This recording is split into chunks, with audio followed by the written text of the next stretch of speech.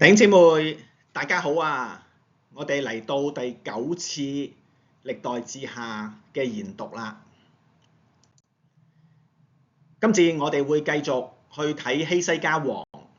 係歷代志下第30章。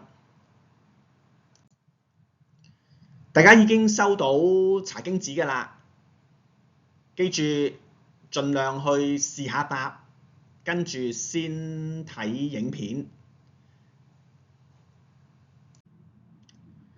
今次嘅熱身題呢，就同節期有關係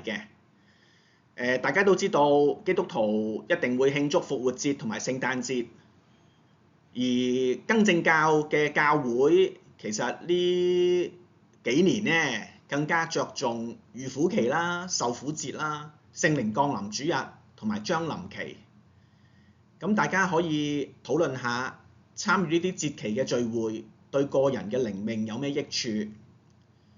因為呢啲節期呢係根據教會年歷去編排，同耶穌基督嘅生命好有關係嘅。咁大家作為基督徒，我哋去紀念耶穌基督嘅救贖，佢嘅工作，佢嘅旨意，係俾我哋可以更貼近上帝嘅心意。咁唔同背景嘅信徒參與喺呢啲節期當中呢，其實我哋更加明白，原來我哋係有份喺上帝嘅國入邊嘅。咁所以我鼓勵大家都用少少時間去討論下呢啲節日嘅意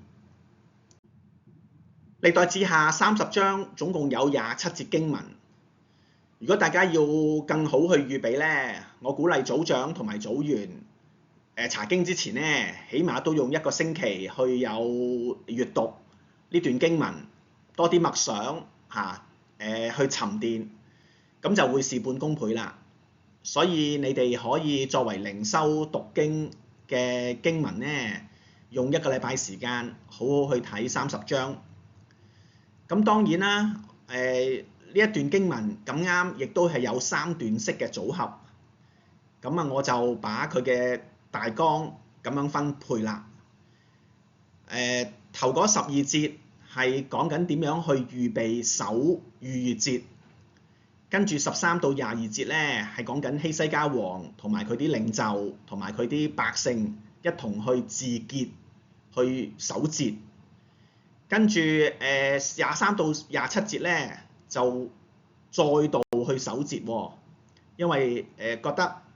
上帝係悅納嘅，所以佢哋進一步咁樣做。咁第一段頭嗰12節原來都分3段經文嘅喎。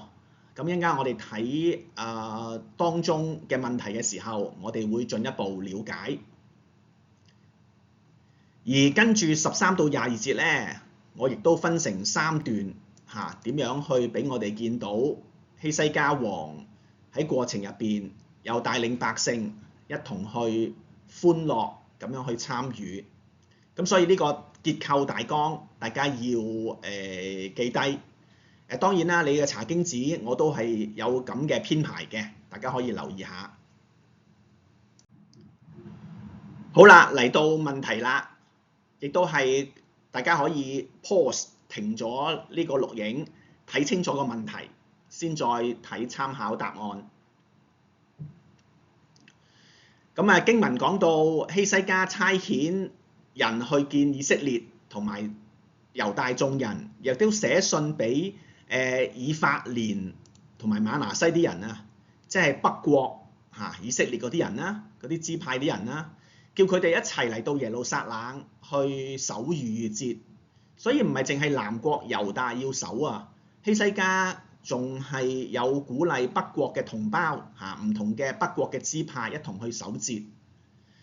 咁王同埋全會眾都覺得呢件事係善嘅。乜嘢係善呢？其實就係代表合義同埋正直嘅事，係行耶和華眼中看為正嘅事嗰個字嚟㗎。今次中文翻譯用咗善。咁所以佢就出咗呢個命令就傳遍以色列從別是巴到但啊。大家如果對以色列嘅地圖有少少印象呢，別是巴就係成個以色列包括猶大最南邊一個重要嘅城市，但咧就係加利利湖在北上一個好重要嘅城市，所以通常話從別是巴到但就係基本上牽涉到整個以色列同埋猶大嘅版圖啦，都呼籲佢哋嚟參與。咁經文繼續講到第5節，在耶路撒冷向耶和華以色列嘅上帝要守節啦，因為照所寫嘅例，守節的不多了。原本嘅意思係守節嘅人已經不多啦，所以去到希西家年間，因為可能佢阿爸亞哈斯王嘅緣故，越嚟越多猶大人、以色列人唔重視上帝看重嘅節期啊，所以咧希西家鼓勵百姓去守節，係撥亂反正一個好重要嘅事工嘅參與嚟㗎。信仰生活嘅問題，淨係要提以色列人要返回信仰嘅核心。逾越節代表緊上帝喺歷史中嘅救贖同埋恩情，所以紀念逾越節係最好不過去紀念上帝嘅救贖同埋恩情，等同於今天我哋去喺受苦節、復活節同埋聖誕節嘅參與，都係有咁嘅作用㗎，係把人嘅心思意念再次返去上帝，再次俾上帝去淨化我哋，去更新我哋，所以節期無論猶太人也好，今天嘅基督徒都好，都應該更多去重視嘅。而希西家王就認為全民嘅參與好重要啦，唔係淨係某一個階層，淨係君王、淨係領袖參與，應該所有信靠上帝嘅人，所有認識耶穌基督嘅人都應該參與呢啲節期。相信大家都知道，逾越節係猶大嘅曆法入邊嘅正月，即係1月舉行嘅應該。咁但係點解希西家王會改為2月呢？大家見到第2、第3節嘅經文咁樣講㗎。因為正月係唔能夠守趕唔切去自潔啊，無論祭司啦、領袖啦咁所以咧君王就同領袖會眾一同去商議呢個改動嘅情況。亦都可能寫信得嚟俾北國啲支派參與咧，亦都未夠時間喺1月舉行，所以改2月，可能係當其時好重要一個情況，因為當其時1月份真係未符合天時地利人和啊，所以改2月咧可能係好重要。而守節更重要嘅係當中紀念上帝嘅救贖啦，同埋恩典啦，呢個神學元素。而無論君王、領袖、百姓都可以參與，都可以傳承呢個信仰嘅核心，係更為重要。咁所以呢個行動改為2月份，亦都係配合當其時客觀嘅環境，因時制宜。第2條問題係關乎去到6到9節啦。希西家王同埋眾首領就聯署寫咗一封信。咁呢封信咧就揾驛卒即係郵差送去北國、南國唔同嘅支派當中啦。個重點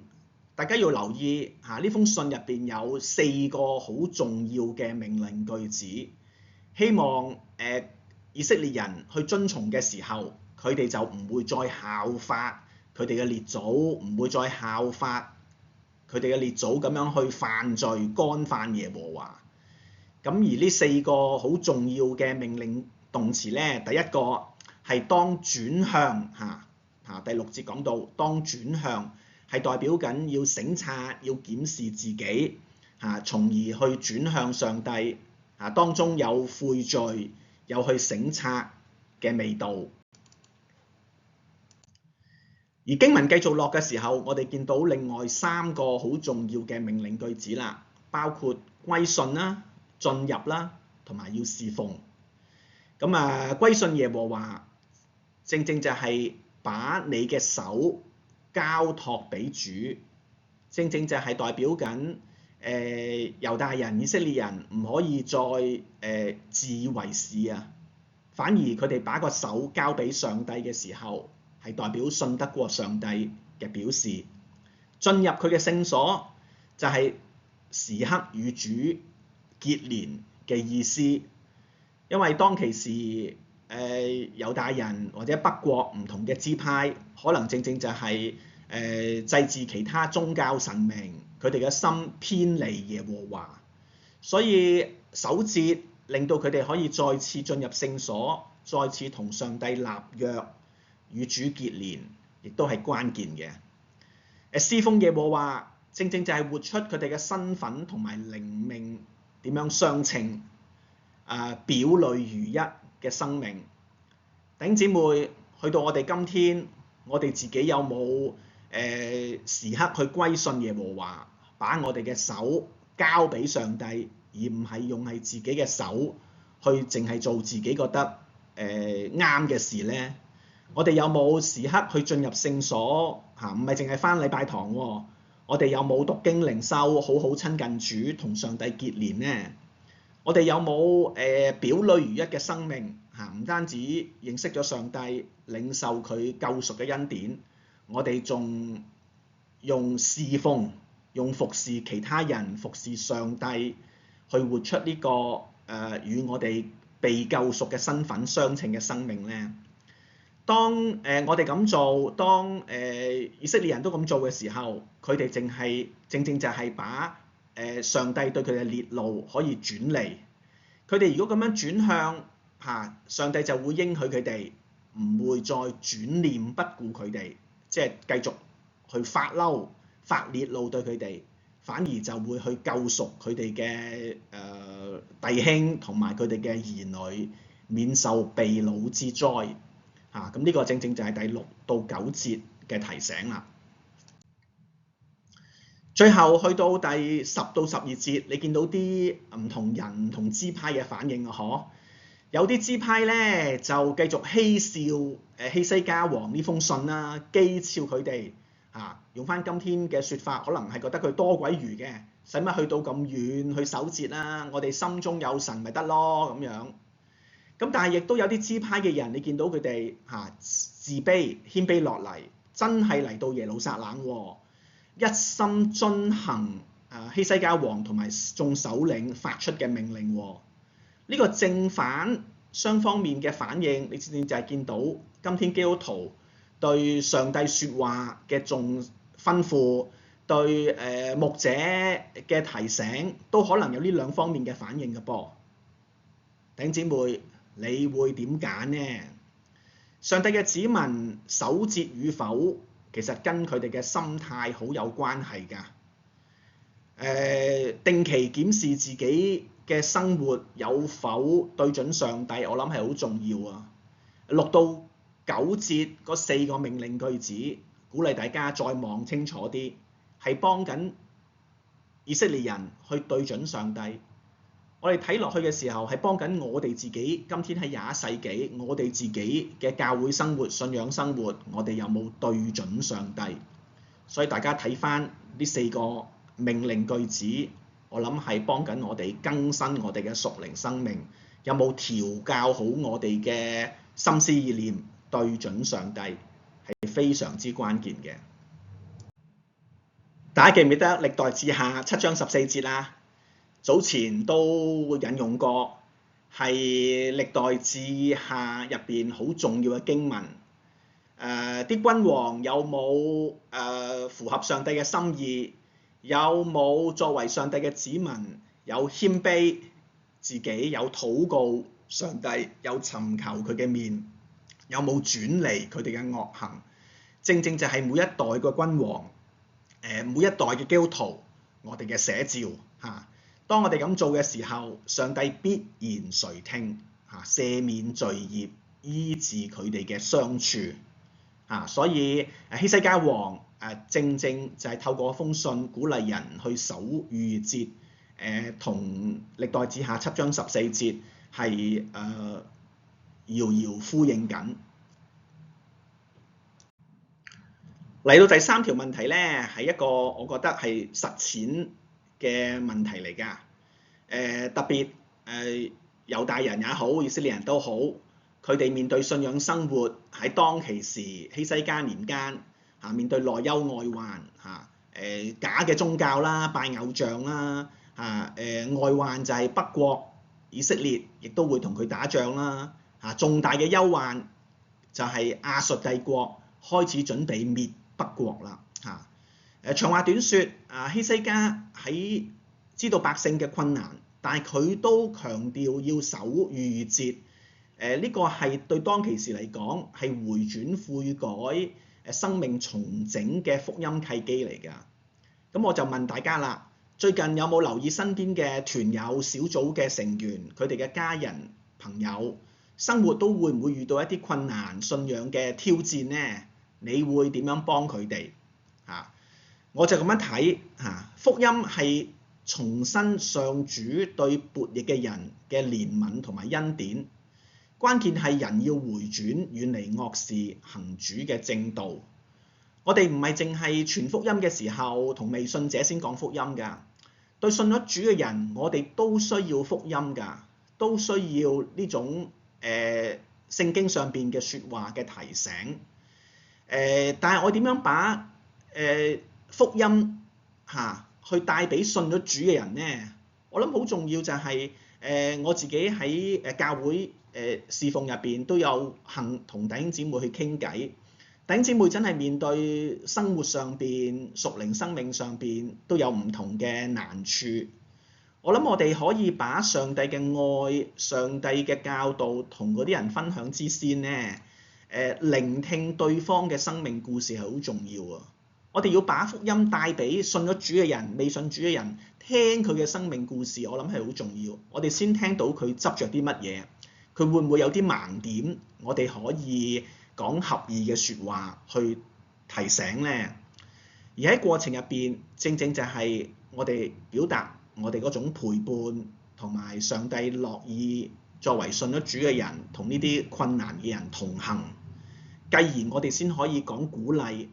同埋激勵嘅説話。咁我哋就可以當建立咗呢份信任，亦都聆聽對方嘅故事嘅時候，我哋先可以幫佢哋調教點樣去尋求上帝。過程入邊，我哋講嘅説話，聖經嘅提醒當中嘅屬靈嘅導引先係更加有信仰嘅元素。咁過程入邊，我哋先可以把福音、把生命更新呢個好重要提醒，去帶俾呢啲有困難嘅團友、小組嘅成員、其他嘅基督徒。咁呢個我越嚟越發覺，基督徒信咗主嘅都係需要呢種福音㗎。咁希西家提其他嘅猶大同埋以色列支派嘅百姓，自己有。正正就係做緊呢樣嘢。人同神嘅相遇，古時同今天一定有啲唔同嘅，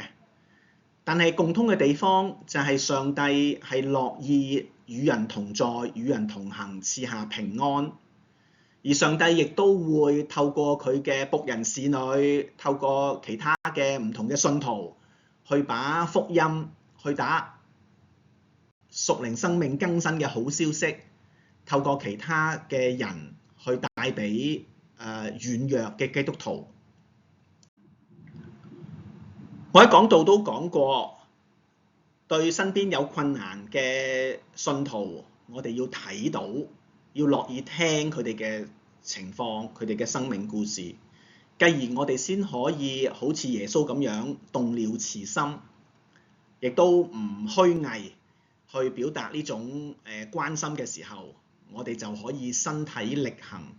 真係可以好到位咁樣去提出應有嘅鼓勵嘅説話，或者一啲真係去扶佢一把，去有啲好具體嘅行動去幫到呢啲弟兄姊妹。係啦，第三條問題完咗咧，我都鼓勵弟兄姊妹查到歷代志下第30章，去到現時為止。如果有咩問題或者諗起一啲思緒，如果你想同我討論交流嘅，唔好客氣，隨時揾我，透過 email 或者喺教會見面因為你哋啲問題都係好寶貴㗎我亦都喺我接觸嘅弟兄姊妹當中透過唔同嘅人嘅問題咧，我覺得可以更具體幫到弟兄姊妹去疏解一啲聖經嘅困惑或者信仰嘅疑難，所以大家唔好客氣啦，好好即係善用呢個平台。第4條問題，我哋會見到以色列人守逾越節一般咧都會繼續喺緊接嘅7日入邊咧守埋除酵節㗎。全會眾參與其中嘅時候人數太多啦，所以咧就呢個係一大會嚟㗎咁佢哋順延咗1個月，今次喺2月14日去守節。咁喺過程入邊你見到就係祭司同埋利未人覺得慚愧咁佢哋因為潔淨嘅情況即係做得唔夠，所以佢哋慚愧，咁佢哋就潔淨自己。就好具體，把燔祭把羔羊嘅血祭牲嘅血點樣灑喺壇上佢哋做足呢啲功夫。咁而當其時，因為好多人未自潔無論第17節或者18、19節都講過，好多人未 ready 或者未夠時間去自潔咁利未人咧喺過程入邊咧就幫手去呢啲人去幫佢哋自潔成為聖潔，所以你見到喺過程入邊希西家王更加動用埋利未人去幫祭司去進行呢啲潔淨嘅禮儀咁潔淨嘅問題，坦白講唔係簡單嘅事情嚟㗎。喺當其時嘅情況。咁當代歷史遺留下來嘅情況係好難一下子去改變嘅。咁但係希西家王正正就係指出問題所在，亦都期望大家同去面對。所以嗰陣時唔係淨係祭司個人嘅責任，反而君王同埋領袖都覺得責無旁貸咁所以佢哋都邀請埋利未人參與喺其中。更重要嘅係希西家王有個禱告佢話凡專心尋求上帝嘅，就係耶和華他列祖嘅上帝，雖不照着聖所潔淨之禮自潔，求至善嘅耶和華饒恕佢哋。所以希西家王因為因時制宜，佢唔係跟足晒佢理解嘅律法書所做嘅，佢為咗更重要以色列民可以守節期，佢有些微嘅改動更重要嘅喺過程入邊，萬一上帝有唔悅納嘅，佢喺呢度嘅祈禱係好重要啦當然啦，耶和華知道佢哋嘅心思係專心尋求上帝，外表面嘅一啲程序同以往做法係需要唔同嘅。咁而萬一喺過程入邊有乜嘢即係做錯咧，佢都求主去監察，求至善嘅耶和華饒恕佢哋。咁當然啦，即係上帝更睇重嘅係佢哋真心去尋求耶和華，所以上帝就饒恕咗佢哋嘅百姓而饒恕呢個字亦都係醫治嗰個字嚟嘅。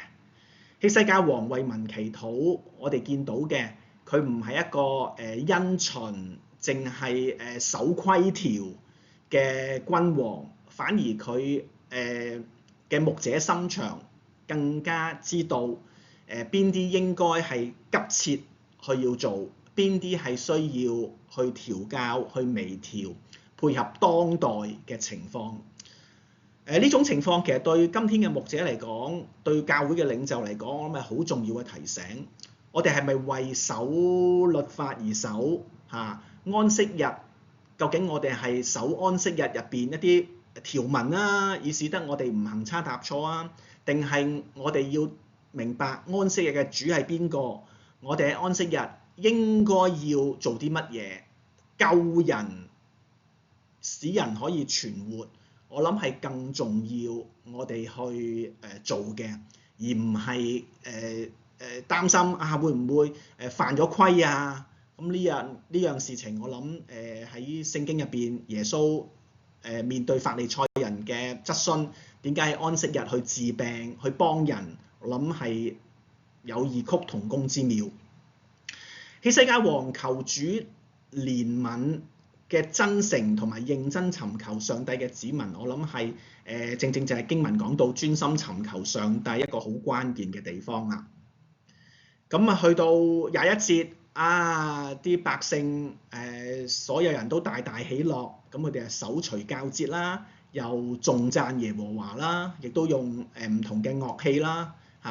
佢哋守節7日，又獻相關嘅祭物啦。佢哋又認罪啦知道自己肯定有啲嘢可能係做錯的話咁佢哋就求上帝憐憫啦。而認罪呢個字亦都有另一個意思，就係稱謝啦。所以咧向上帝面前認罪之後，得到上帝嘅赦免，繼而稱謝上帝係舊約聖經同一個字可能有兩個意思。所以喺譯本入邊，我哋見到呢兩個翻譯都有㗎。咁參與節期嘅焦點，我講過㗎啦，係幫我哋作為上帝嘅子民，更好地去對準上帝會眾嘅狀態同埋心情。我諗希西家王係了如指掌，佢敏鋭佢哋嘅需要，唔係用規條，唔係用冷冰冰嘅律法去限制佢哋，反而係幫佢哋對準上帝守節期嘅意義，令到佢哋可以歡喜快樂參與喺其中。喺過程入邊，你見到上帝嘅子民就喺群體入邊有美好嘅 table fellowship， 一同去享用祭物，一同去回顧上帝對佢哋嘅恩情，一同去懺悔認罪，一同去感謝上帝，用唔同嘅音樂嘅表達去頌讚上帝。咁去到經文22節咧，你見到就係希西家慰勞一切善於侍奉耶和華嘅利未人啦。有兩點我想講嘅，慰勞呢個字原本嘅意思就係佢同利未人嘅心去説話對準佢哋嘅心去説話，就代表慰勞啦。正正就係因為利未人要做埋祭司嗰份一啲功夫，所以佢關注利未人嘅心靈嘅重擔，所以佢要慰勞呢啲利未人啦講對準佢哋嘅心去講説話去鼓勵，去聆聽，去了解佢哋嘅心靈重擔。而善於侍奉耶和華嘅利未人咧，善於侍奉嘅人係咩人咧？其實原文嘅意思係心思細密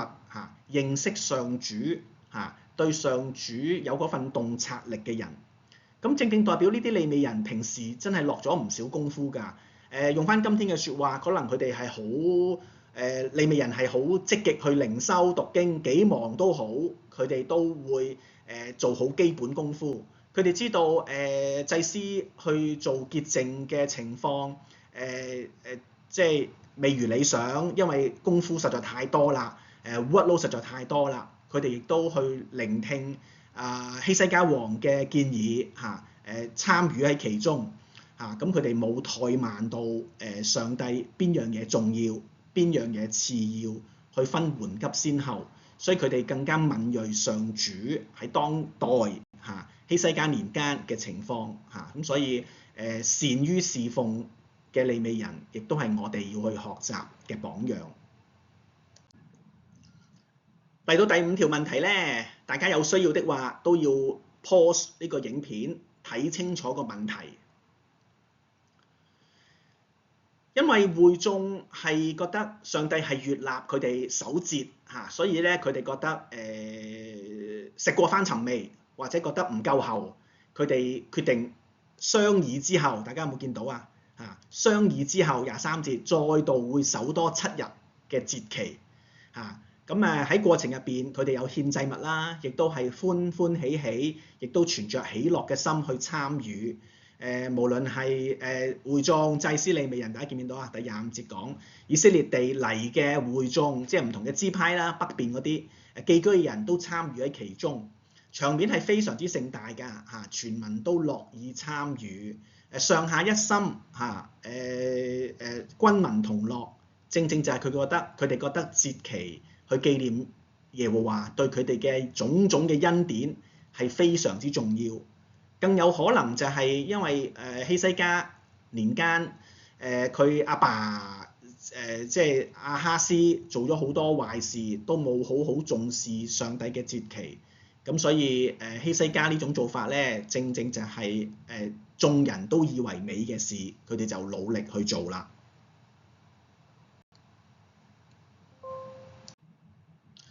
26節好重要嘅一個提醒啊！喺耶路撒冷咁樣喜樂法嚇，係自從以色列王大衛兒子所羅門嘅時候到而家都冇試過㗎。所以希西家王鼓勵百姓一同去守節期，我諗係非常之震撼㗎。亦都百姓守完再守，正正就係佢哋見到呢份屬靈上嘅喜樂同埋滿足啊！嚇，盛況空前，令人珍惜。而家追憶當年，當然啦，如果我哋唔停留緊喺純粹懷舊，就應該尋根究底，吸取歷史嘅教訓。點解節期對上帝係咁重要？點解佢哋嘅先祖嚇，佢哋某啲君王冇守節咧？佢哋要吸取當其時嘅教訓。弟兄姊妹嚇，呢度純粹叉開，就係我哋要懂得成全，先可以享受真正嘅喜樂同埋滿足，先知道邊啲嘢應該分緩急先後做咗先，邊啲嘢可以放慢腳步。咁呢度呢種屬靈嘅喜樂同埋滿足，我想大家特別組長要引導組員去傾下，有冇啲嘢你屬靈上邊最滿足、最喜樂嘅係乜嘢咧？你哋可以有個別安排1、2個有感恩同埋代禱嚇。所以希西家年間正正就係節期，佢哋覺得嘅重視程度，守完再守，佢哋因為經歷到嗰種由心而嚟嘅喜樂同埋滿足，所以佢哋先會再接再厲啊嘛。咁去到今天，你同我作為基督徒，我哋有冇啲嘢嘅滿足屬靈嘅喜樂嚇都有類似嘅咧？咁組長可以引導組員去討論嘅。咁呢度有禱告嘅時間啦嚇，咁大家唔好客氣，唔係淨係需要去到查經尾先禱告㗎嚇。特別有啲感恩，有啲你覺得喺靈裏邊，喺聖經入邊，喺信仰嘅經歷入邊，有冇啲乜嘢令到你好滿足、好喜樂嘅，可以彼此分享，亦都可以互相去代禱。咁喺傳承嗰度咧，我講道嘅時候試過用馬太福音講過㗎，呢度都俾大家有啲了解嚇。新酒唔可以裝喺舊皮袋度㗎。耶穌講得好清楚，新酒係要裝喺新皮袋入邊，咁兩樣嘢先可以保存。新舊係有即係啱 key 嘅情況㗎，各有各嘅特質。但係如果我哋要成全、要踏實咧，聽上帝嘅吩咐係好重要嚇。成全係基督教好重要一個生命嘅特質。我哋有即係承接古人嘅吩咐，我哋有承接唔同年代嘅先知、上帝嘅僕人嘅吩咐，有舊約聖經，有新約聖經，我哋都係承傳緊㗎嘛嚇。今天我哋點樣可以把信仰活化咧？我哋就要好好了解承傳啦。我引用過基督教歷史學家好偉大嘅一個歷史學家Pelikan 佢嘅説話，佢佢話傳統 tradition 係死人嘅活信仰，傳統主義係活人嘅水信仰。我哋唔係淨係要守律法，淨係要把呢啲信仰嘅傳承去即係淨係覺得係律法主義，哇啲規條。我哋反而要好好活出已經離世嘅信徒聖經入邊嘅教導嘅説話，把呢份傳統去活化佢哋，咁我哋先可以把信仰活化㗎。所以咧舊約新約唔同嘅僕人先知使徒，佢哋雖然死了，但係點解佢哋留低嘅説話依然同我哋講説話？我哋就好視乎我哋有冇做好呢份傳承，把傳統活化。呢個係你同我都要學習嘅功課。嚟到最後一條問題啦，30章27節係咁樣講㗎。指出全會眾嘅聲音蒙上帝垂聽，他們嘅禱告亦都達到天上嘅聖所。你會見到呢種屬天嘅敬拜同地上嘅祭祀頌讚連結一齊。正正就係表達緊歷代志入邊在地若天嘅尊崇同埋敬虔，係上帝所悅納㗎。所以27節講到呢句説話咧，係令到我哋知道點樣同天地嘅主去接通。呢種在地若天嘅敬拜係你同我都要學習去活出嚟㗎，跟上帝可以接通同埋相遇。喺我哋嘅屬靈生活入邊，包括教會生活，包括崇拜生活，包括團契小組嘅聚會，我哋有冇容讓上帝同我哋相遇？我諗係我哋要去思考㗎。純粹用主日崇拜去做例子啊，有唔同嘅環節啊，有詩歌唱頌啦，有聆聽主嘅説話嘅時候啦，有牧者講道分享信息嘅時候啦，有家事報告，有祝福同埋差遣。各位團友，大家可以討論下，有邊個環節係觸動緊你嘅唔係淨係講到唱詩先係最重要㗎，崇拜每個環節都係重要㗎。咁所以大家可以有花少少時間值得討論唔同嘅環節，我都提咗出嚟㗎啦。咁繼而我哋要去思考點樣我哋嘅地上嘅聲音可以蒙天上嘅主去垂聽，去到天上嘅聖所，而上帝係悅納嘅。呢個係我哋要去思考，要去俾上帝去改變、塑造我哋嘅屬靈生命。我哋每個禮拜都會參與教會嘅崇拜㗎嘛，無論你幾忙都好，你都會參與，無論實體或者線上嘅。咁所以崇拜每個環節咧，係值得大家去再次深思點樣同天地嘅主去結連，透過係我哋喺地上嘅崇拜每個環節嘅參與。好，下次我哋會查考最後一次希西家嘅經文啦。我哋會跳到去32章，咁亦都係好寶貴希西家嘅事蹟，去幫我哋去調教我哋嘅屬靈生命特別面對善同惡之間，我哋點樣去活出呢份信仰。最後提一提我哋今年嘅查經咧，會去到約西亞歷代志下34章就會完㗎啦咁所以大家亦都稍為有了解。好，願主祝福大家嘅學習。